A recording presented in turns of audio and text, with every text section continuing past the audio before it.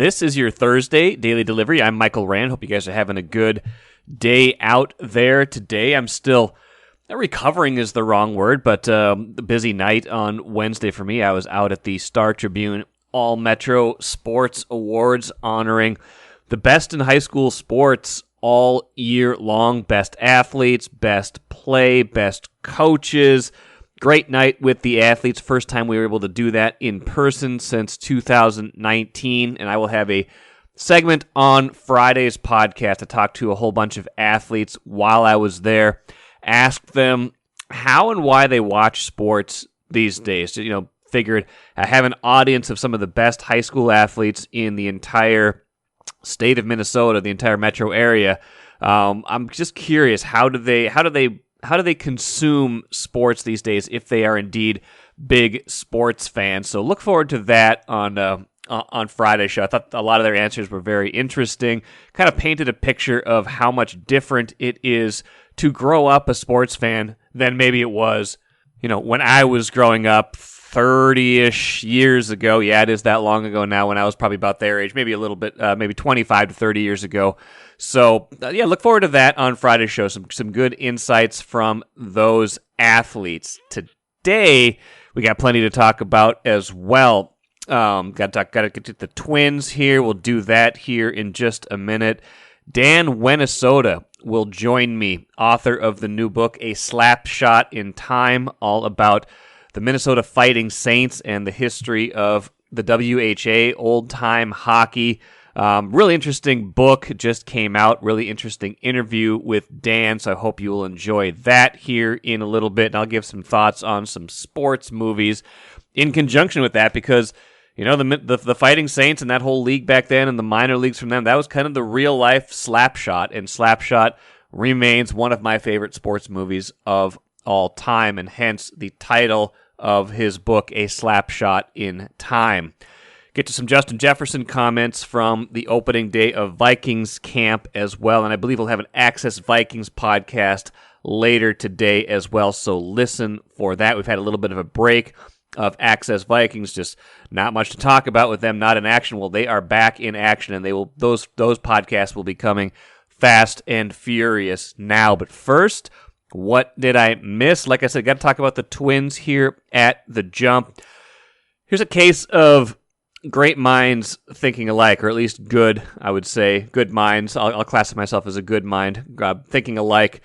Phil Miller, game story on this morning's paper, Thursday, StarTribune.com. Before I looked at it, I was like, man, the Twins just lost 10-4 to the Brewers. What, if you can say, there's certainly been some negative things to say about this team this year, even as they have climbed into first place. It'll lead down to a game and a half over Cleveland now after 2 straight losses to Milwaukee. But one of the things you can say that has been negative pretty much all year is, man, whenever the Twins play a really good team, it seems like they struggle. So tried to isolate that. How are they doing against teams that are in first place in other divisions like Milwaukee? So I go to Baseball Reference, start adding it all up, and I'm like, yikes!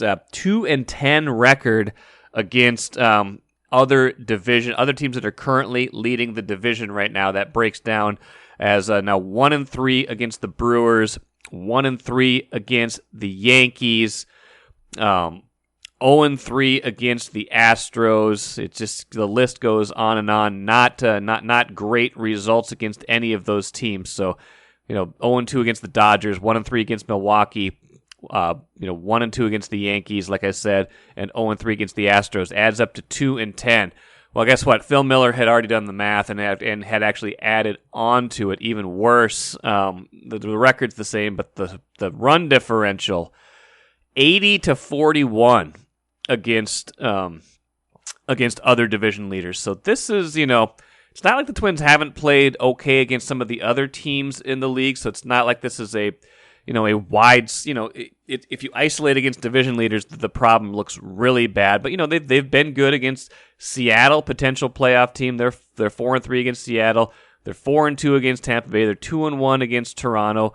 They held their own against the White Sox and Cleveland, the teams they're battling. They're 11-10 combined against those teams.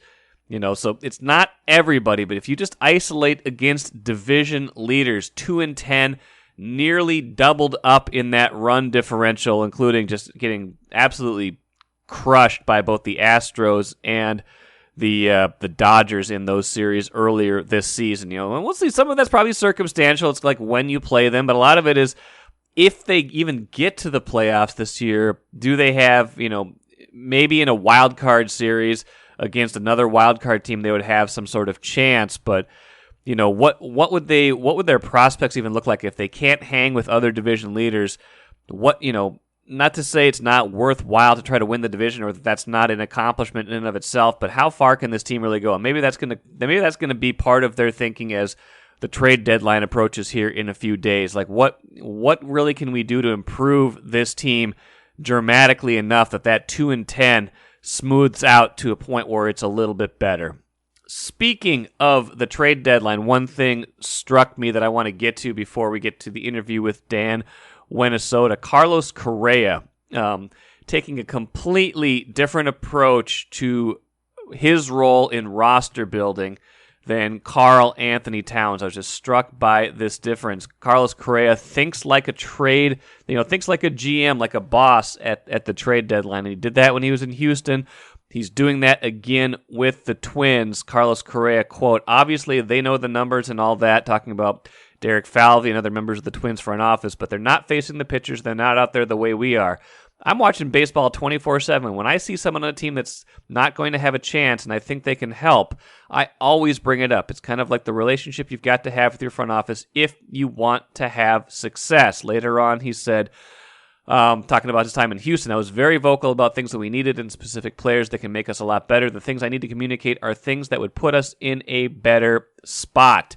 Compare that to Karl Anthony Towns, the Timberwolves star. When I talked to him the other day, just kind of about, hey, I kind of asked him for the podcast, like, wow, Wolves traded for Rudy Gobert. You could have said, hey, wait a minute, I'm the center here. What are you guys doing? I don't like that. I don't know about this move, how it impacts the whole team. Towns said, at that point, that it's basically not his job. I'm just going to pull up the quote from Towns right now. So there's two parts of the Towns quote. First, he said, I've said since day one, there's a reason we all have jobs. Be a star in your role, and my role is to be a star basketball player, to be the best player I can be for this team, to do whatever it takes to win in a Timberwolves jersey. Related to that, says for Tim, speaking of Tim Connolly, I want him to feel very confident in his decisions and not feel like he has to go through a channel of yeses or nos. I don't want to be a part of that. That's not my role.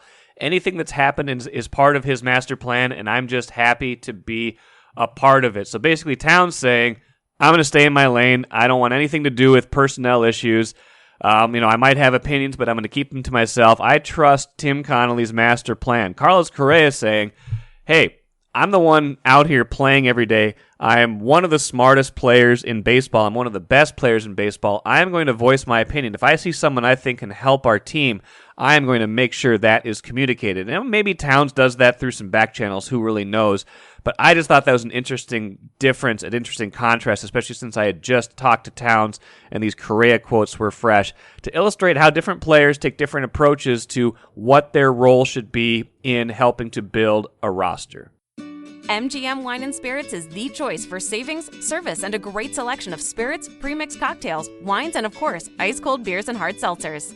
With over 30 locations throughout the Twin Cities and beyond, there's an MGM near you. Head to MGMWineandSpirits.com to find a convenient location in your area. Get social. Follow MGM on Facebook and Instagram for all the latest news and trends. Make great moments with MGM Wine and Spirits, your locally owned and operated choice for over 50 years. Save time, save money. Shop MGM. I am happy to be joined today by Dan Whenesota, local author, sports connoisseur, teacher, also from what I understand, but has just released a book, A Slapshot in Time, The Wild But True History of the Minnesota Fighting Saints, old-time hockey, there's no better subject matter, I'd imagine, for storytelling than the old-time hockey, the old Fighting Saints, the old WHA, but I would love to hear your perspective on this and the book. So welcome and congratulations. Well, thanks a lot. The Fighting Saints, they were one of the first WHA franchises. The WHA was formed in the early 70s to kind of be a rival league to the NHL, and they competed for players and fans, kind of like, you got Live Golf right now throwing all this money at these golfers to get them to come join their league. Well, the WHA kind of did the same thing, and they were trying to steal players. And, their ultimate end game was to, get a merger, force the NHL to get a merger. But along the way, they stole players away and created all these crazy and wild stories, and this is really a Minnesota story because the Fighting Saints, I think the number is on their first roster, they had 13 Minnesotans on there in 1972, which is just unheard of for like rosters these days. You don't realize the kind of territorial nature of these things back then. Well, and the NHL at the time only had, I think it was like 20 US born players in the entire league. So, I mean, it was really kind of a big thing for Minnesota is what I'm trying to say. So as you started to, maybe we can start at the beginning and just kind of started to cultivate this idea, I guess, what's the genesis of even thinking about doing an entire book on the Fighting Saints? Well, after my first book, I kind of was writing a book isn't easy. It takes a long time. It's not very lucrative. So I was kind of like, I don't know that I want to do this. Pause for a minute. Remind listeners what your first book was. My first book is History of Heartbreak. The 100 events that broke all our hearts, the top 100 things in Minnesota, just kind of making fun of Minnesota sports. Cause at some point you got to laugh. Yes. It's how did you keep it to 100? Happened again, how'd you keep it to 100? You got to do an update every year for another 100. We had actually on the calendar right now, we have 400. So I had some teachers that I work with. Every day at lunch, we'd kind of narrow them down and we'd give them like a number, like 1 was a severe one or 2 was maybe, and 3 was, not so much, so we narrowed it down with my little teacher committee at lunch. So nice. Okay. Back to this current book though. What kind of got you started down that path? So over the pandemic, I don't know if I can shout out his name, Judd Zolgad. Yeah, absolutely. Love Judd. Our Tribune guy. Put out something about this California Golden Seals documentary that had come out on iTunes, Apple, whatever it was. And I'm just a documentary guy. I love documentaries. And I watched it. It was great. And I'm just kind of thinking to myself that, there's really no documentary about the North Stars, and North Stars are kind of a huge part of my life. And going to the games and Met Center and them leaving was part of my heartbreak, kind of like origin story with the first book, but I thought, I'm kind of an amateur, YouTube filmmaker, nothing really, fancy ESPN 30 for 30, that kind of a thing. But, I kind of have a few of them out there and thought, why don't I make one on the North Stars? We're all stuck at home. Why don't I start doing this? So I did. And the first, I've got it broken into 4 parts. Part 1 is just kind of about the origin of the North Stars and building of Met Center and getting a franchise and all that stuff. But part 2, I titled Saints, Seals, and Barons, which is actually a chapter name in this new book.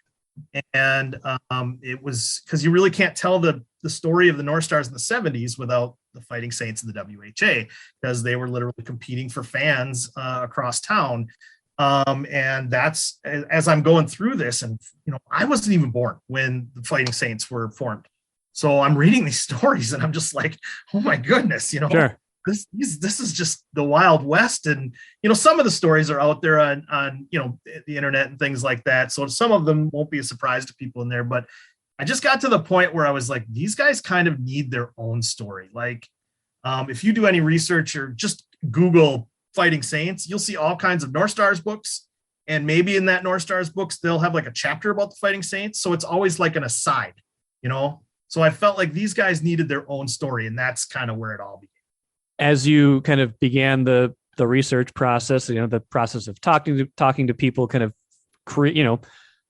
making the story what it would become, obviously these would become key points in the book, but what were some of the favorite discoveries you made along the way, or maybe some of the things that you certainly didn't know, and so you intuited that probably a lot of readers wouldn't know either?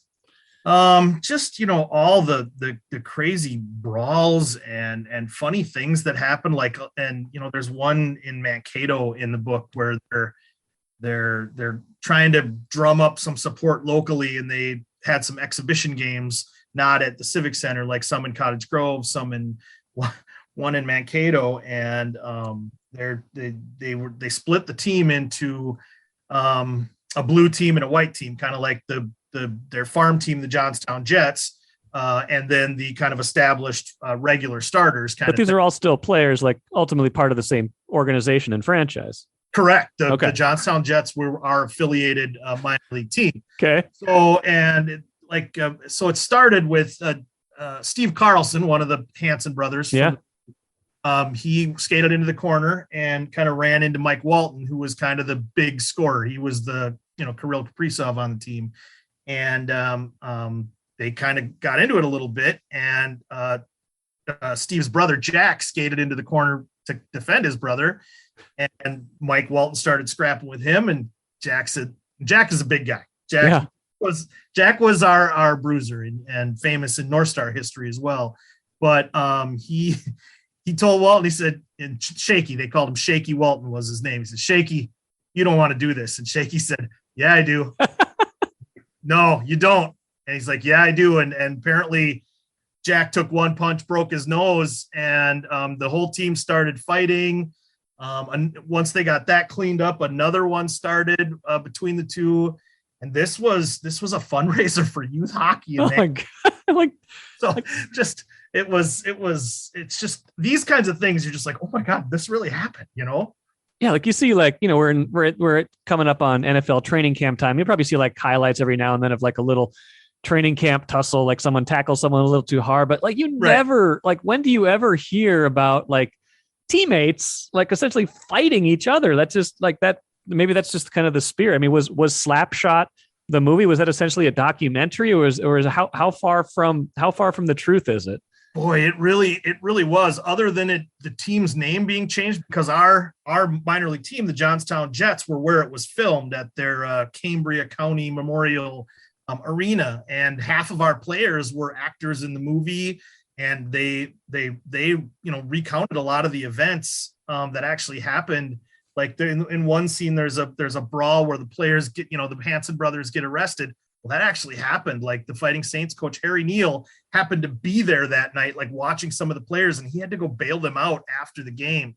I mean, it's not far from the truth. It really isn't.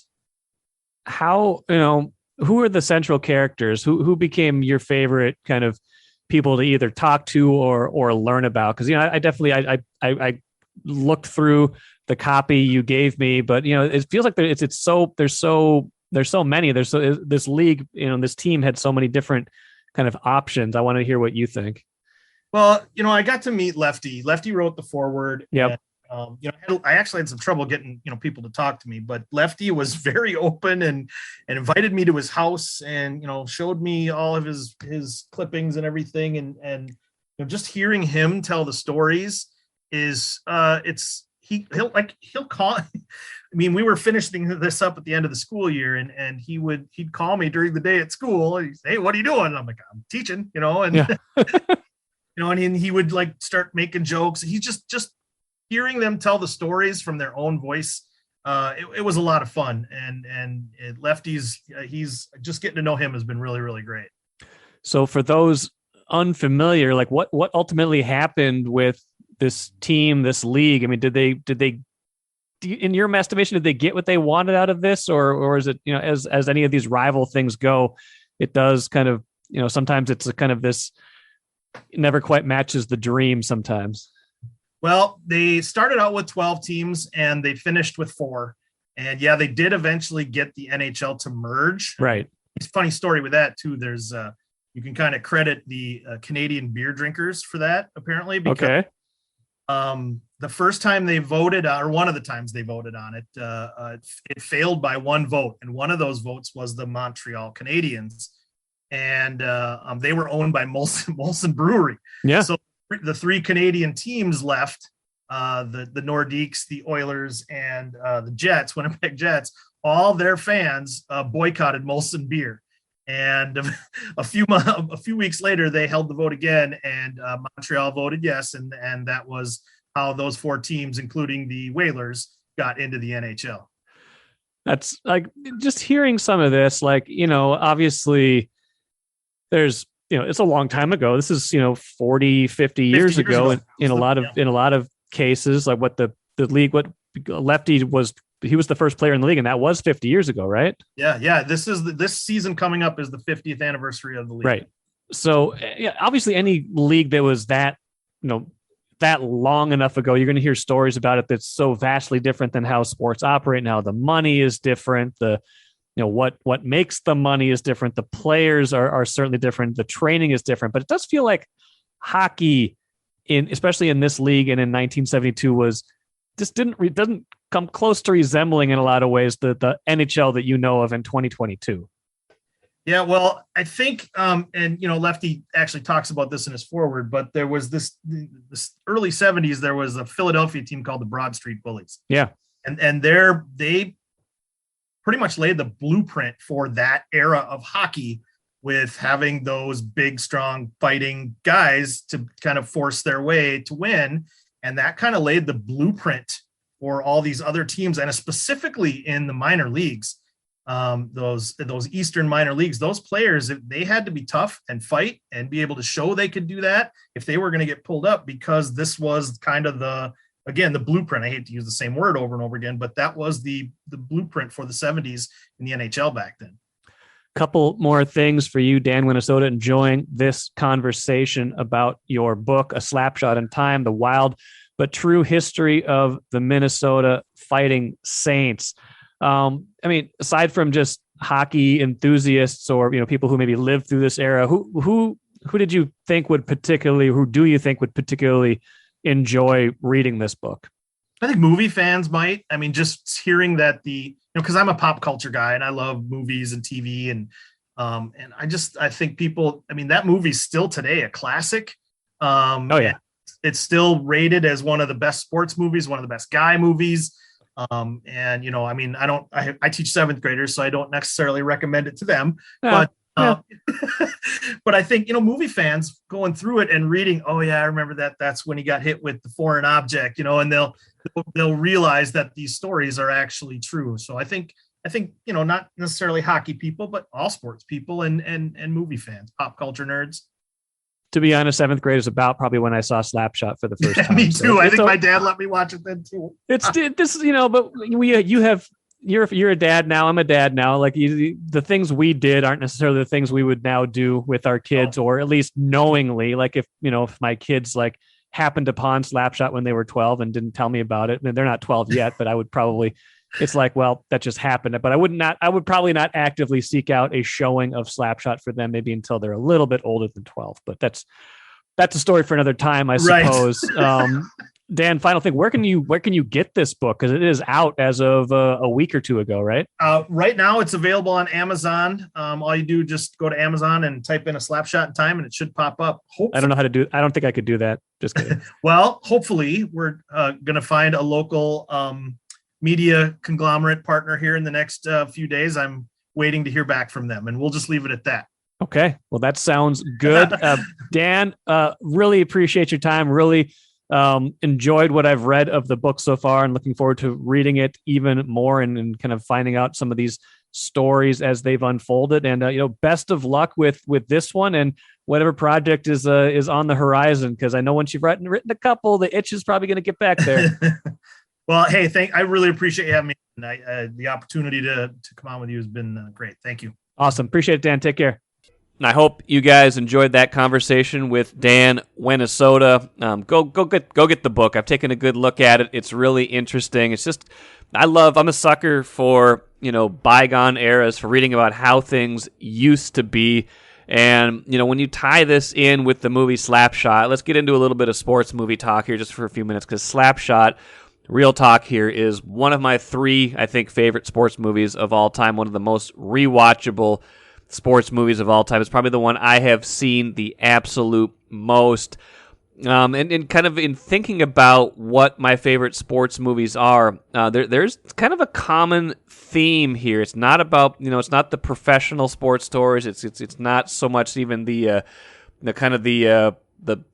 tug at your heartstrings type of story. It's the ones that I feel like depict a certain sense of reality of kind of the struggle, or the build characters in a certain way that make you kind of identify with them, even if it's exaggerated, even if it seems like it's exaggerated, because from Dan's book, the movie Slapshot doesn't seem terribly exaggerated to a certain degree. All the fighting, all the what happens behind the scenes, things like that. But the three sports movies that I have probably rewatched the most are Slapshot, Bull Durham, ostensibly a baseball movie, although kind of also a romantic comedy. We could talk about that a little bit, but depicting the rise through the minor leagues, Class A ball, trying to get to the majors. From the 80s, Kevin Costner, Tim Robbins, Susan Sarandon, but the scenes, the baseball scenes, the what it's like in the minor leagues, the bus rides, the losing, the trying to get better, the improvement, things like that. That part of it is what really kind of stuck with me and made me rewatch that movie over and over and over and over again. The third movie that I classify in that category is White Man Can't Jump. Woody Harrelson, Wesley Snipes, all about pickup basketball and hustling to win games, sandbagging to try to beat other opponents, things like that. Just the talk. That movie, again, not everything can be perfectly real, but that movie has a sense of reality, having grown up playing a lot of pickup basketball.